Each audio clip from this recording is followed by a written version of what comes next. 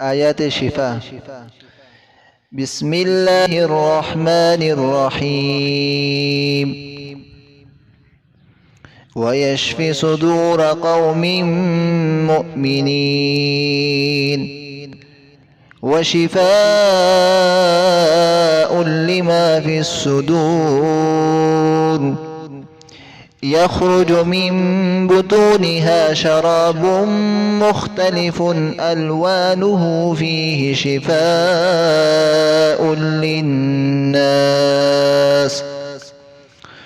وننزل من القرآن ما هو شفاء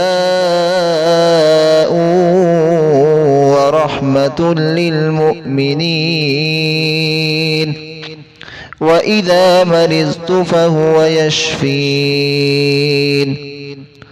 قل هو للذين آمنوا هدى وشفاء. صدق الله العظيم.